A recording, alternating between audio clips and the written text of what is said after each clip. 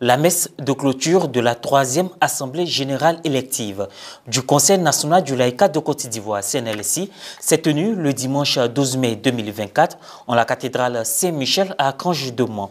Les fidèles catholiques ont été exhortés à assumer et à jouer pleinement leur rôle et leur mission dans l'Église.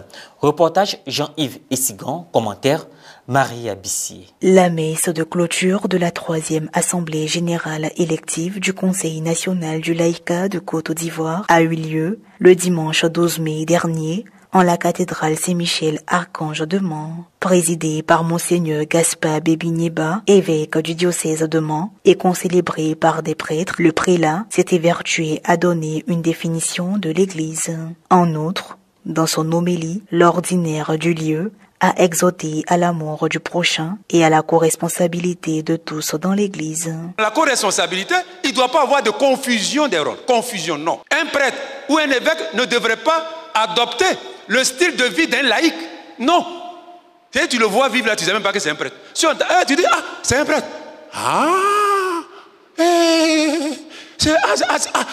C'est vraiment un prêtre. Non.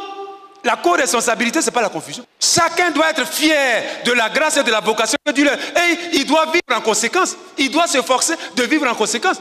De même aussi, il ne faut pas que des laïcs se comportent comme des sœurs. D'autres points forts ont ponctué la célébration eucharistique, notamment l'historique de création du CNLCI, la présentation des nouveaux élus aux fidèles laïcs, l'échange de consentement, la remise du statut et règlement appuyé par la Bible, ainsi que la bénédiction. Les rites de fin de cette action de grâce ont été agrémentés par la lecture du communiqué final sanctionnant l'Assemblée générale élective et les mots de remerciement du Père François Komédan Kanga, secrétaire exécutif national des œuvres catholiques, représentant Monseigneur Boniface Ziri, évêque d'Abangoro et président de la commission épiscopale. Cette rencontre a porté sur le thème « La co-responsabilité des fidèles laïcs dans une église synodale », extrait de 1 Corinthiens, chapitre 12, verset 12.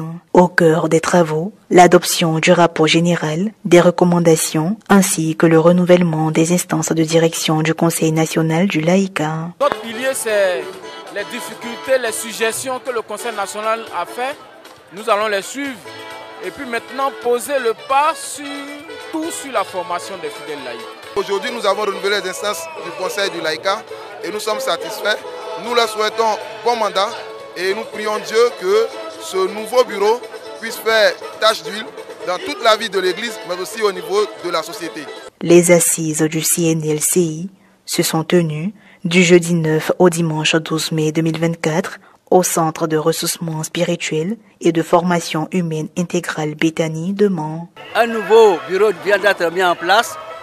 Nous allons nous effacer ou nous serons en arrière pour les accompagner, les orienter.